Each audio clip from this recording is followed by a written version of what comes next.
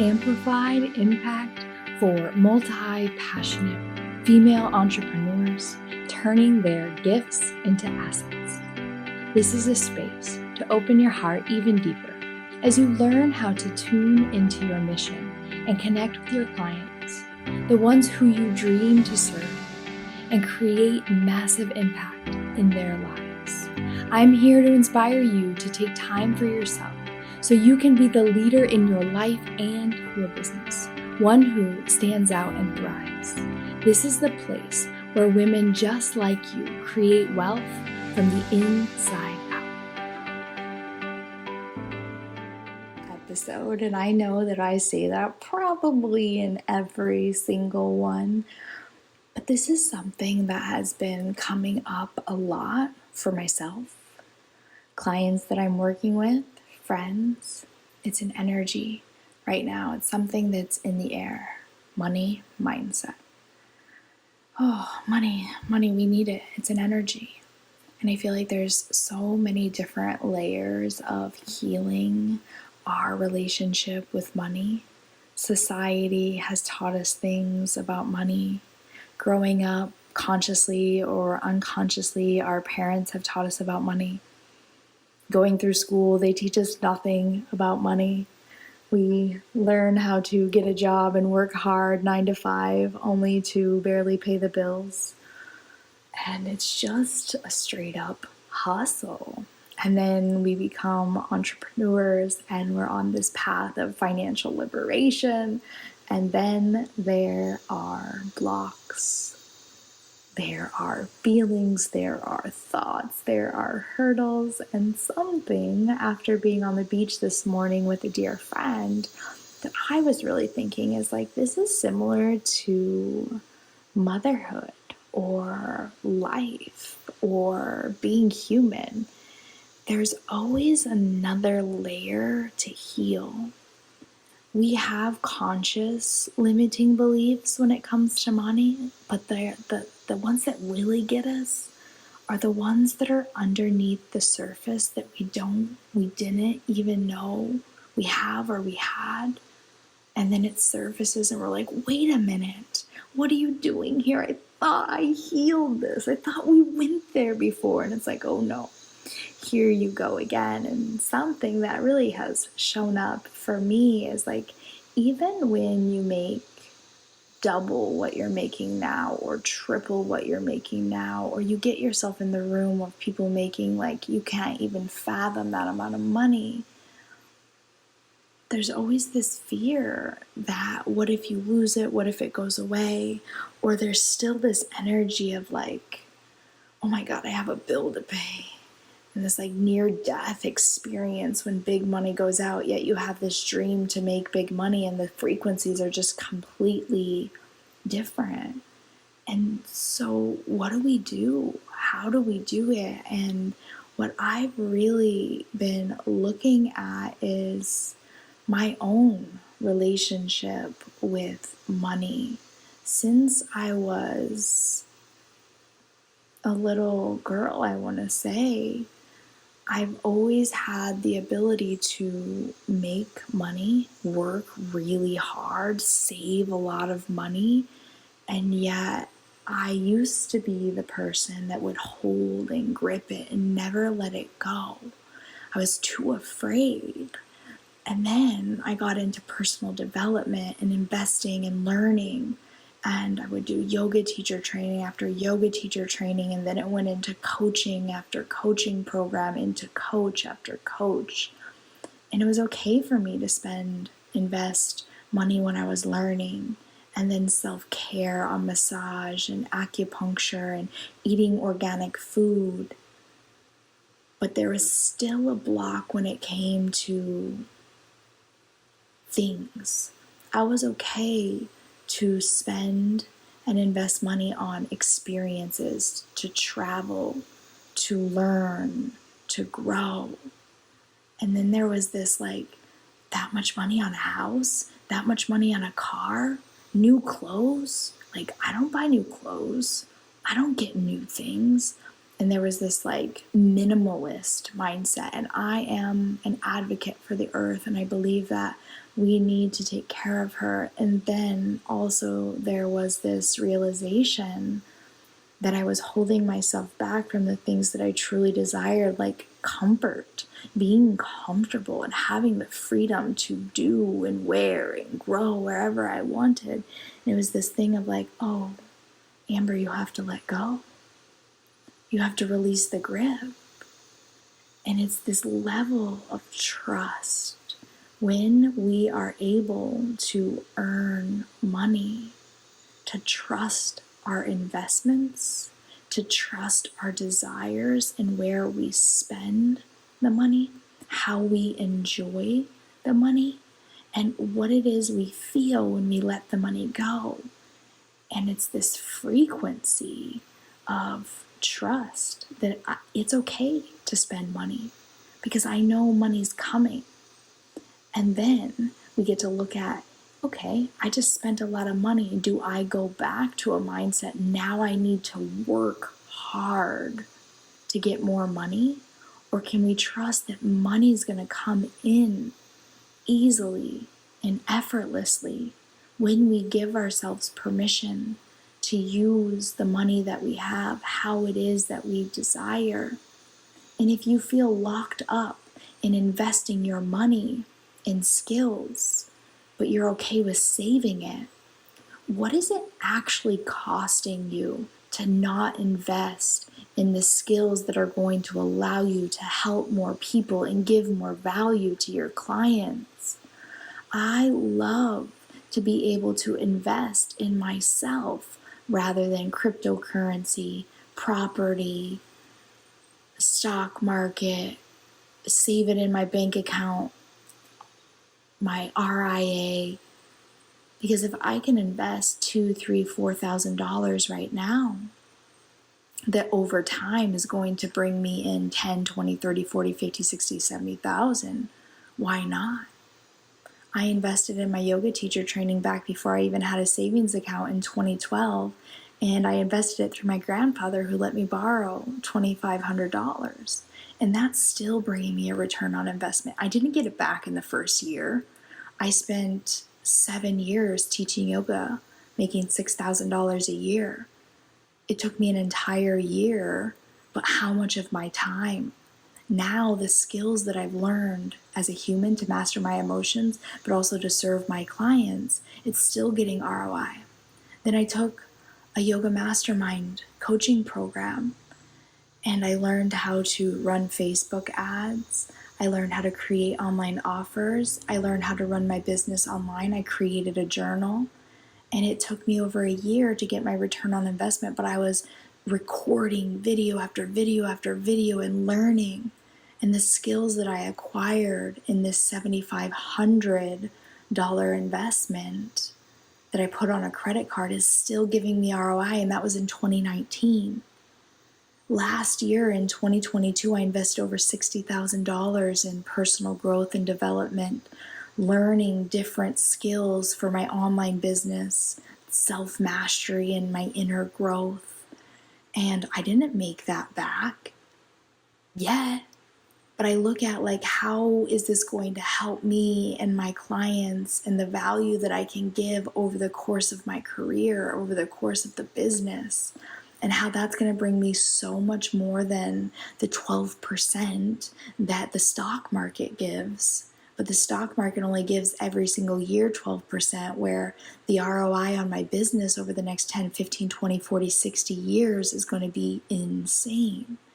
Now, my work is the trust in the quality of life and building a home and not rushing to sell it because I enjoy living next to the river. And I bring this conversation up for you is to look at, where do you give yourself permission to invest and where do you block yourself? One of my clients told me the other day when we did an interview on like her experience working with me, the first retreat she ever came on with me 2 years ago, it was a really hard stretch for her financially to invest $2,000. And then the next year, she's like, I did it with my eyes freaking closed, and I stopped buying this, this, and this because I knew the impact it has on my life. When you go on a retreat, it's a tax write-off. It gives you tools that you can use in your business. It helps you to live a better life. The ROI is way better than going out to eat all the time, buying new clothes, getting a new car, getting a new sofa, these things.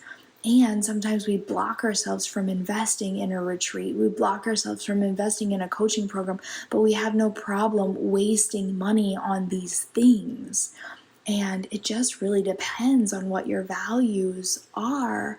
And what we want to do is find the balance between spending and saving, learning and giving, learning and pausing to implement. Sometimes we're out there just chasing more certificates to feel worthy, where actually it doesn't matter how many certificates you have, you'll never feel worthy until you know that you are already enough as you are, and everything else that you're doing is extra. It's when we seek external gratification from being online and our likes, comments, follows, when we seek external gratification by being in love, being in a relationship, that we never fill our cup. And what we want to try and do as we're healing the layers and layers and layers of money mindset is look at your relationship to how you feel when a bill comes in, what you do when you pay the bill, how you feel when do you shop? Do you just go out and spend money when you feel empty? Do you have a conscious record of where every dollar that you make goes? Do you have goals when it comes to how much you make and how much you invest? Do you have dreams for how much money you want to make, and are you taking the steps to get there? Do you have this mindset where you're like, I want to make this much money, but like I'm not willing to invest in learning how? Or maybe it's like that you've invested, you've learned how, and your job is to show up and actually do the work. You know what to do. That's for me really why I love being in mentorship, so that I keep showing up and I stay fully invested, to have that weekly meeting, to have that person to bounce ideas off with.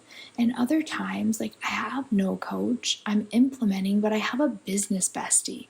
And I know that that moment in time, my investment is in the time and energy that I'm showing up to serve my clients. When we look at money, it's this reminder that money is an energy and a frequency. And depending on how you're in relationship to it, you can look at your relationship with money like you do social media, your child, your husband, your best friend. And if you treated money this way or that way, how long would that person stay in your life?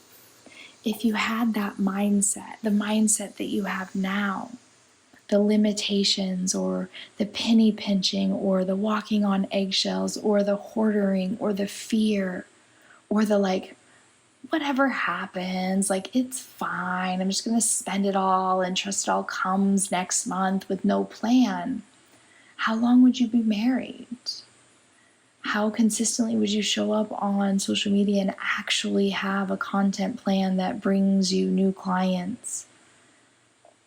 There's a dance. I don't believe that we should not buy coffee and go out and buy new things from the farmer's market or go on vacation or enjoy.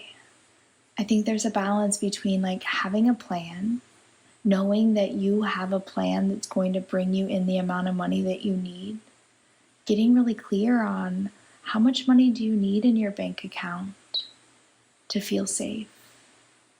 Sometimes there's no amount of money in the bank account that could ever make us feel safe, and that's a sign that there's another layer to heal. How much money do you need to come in just to cover expenses? How much money do you need to come in to do everything that you desire to do and save as much as you want to save? What are your income goals and why? Why do you want to make money?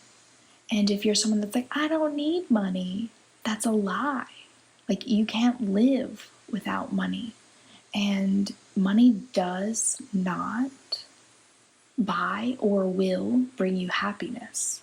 But what money does is give you the ability to create a lifestyle of choice, a lifestyle of opportunity.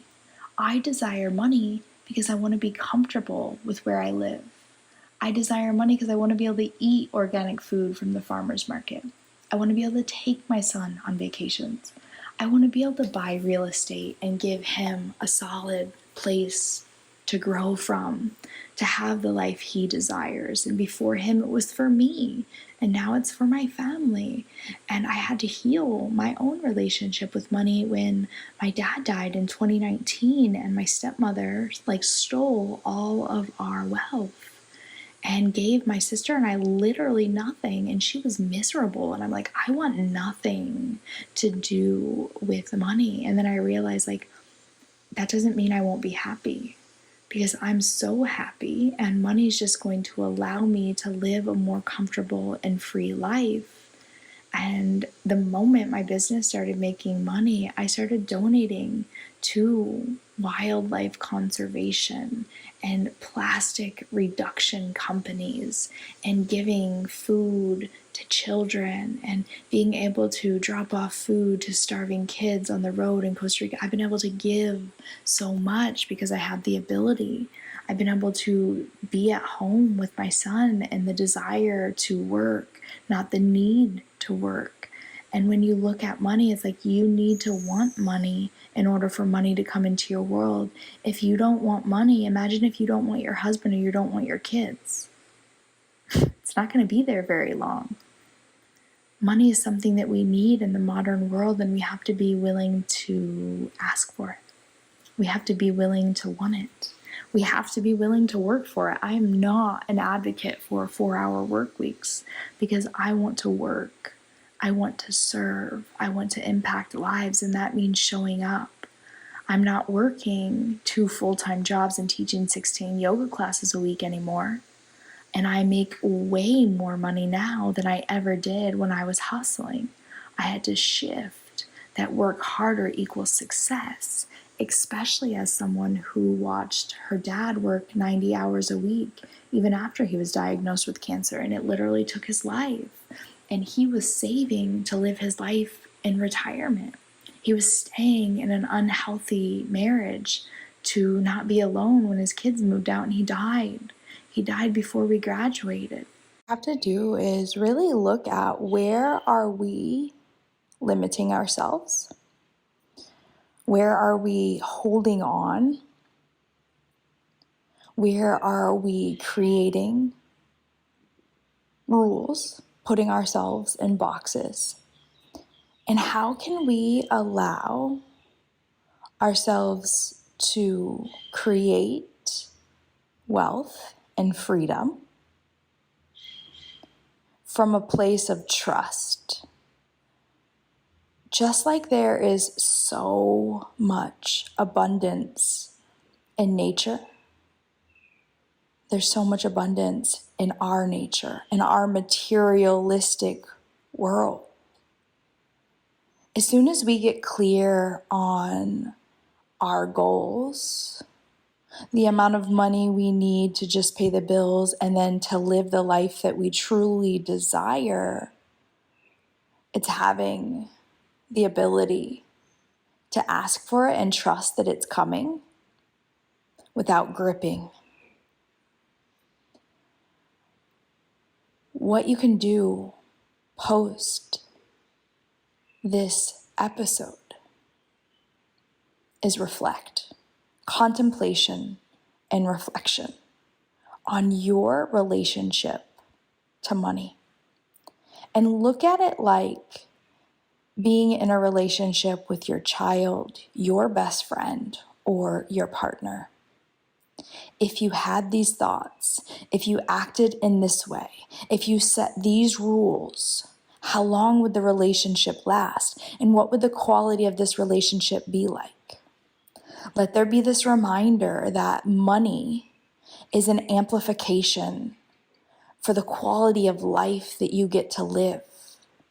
and the impact that you get to have on your life, your health, your family, and then other people around you. Always being reminded that money is something we can consistently work at healing, like any other relationship. There will be moments where you are thriving and moments where there's work to do. And as long as you are a human being living in the material world, this is a lifelong matrimony, marriage. This is a forever thing. And you can get to a space and a place that money and you are in this as a team. And the more money that you have, the bigger impact that you can make. And for me, what I love being an entrepreneur is that the more money I have is just a mirror of the amount of impact I've been able to make. More money means more clients means more celebrations mean more change. And it started with me and who I am, who I've been and who I've become. Impact is the driving force, but there has to be a desire for money, to love money, to fall in love with what money brings. And knowing that, yes, of course, money will never be what brings you happiness, but the things that money can buy you will bring you a better quality of life. As a yogi, it's like, how can I be in and of this world and not attached to it? As a human being living in a materialistic world that we have to have things to survive and thrive. How can we desire it without letting it control us? How can we allow it to bring more to our life than feel like it's taking away or the cause of why we don't or we can't? I'm so excited to just have this conversation, and I think I'll be bringing this up more and more to the conversation. I know money's been such a hard conversation for me in my life of wanting to talk about it.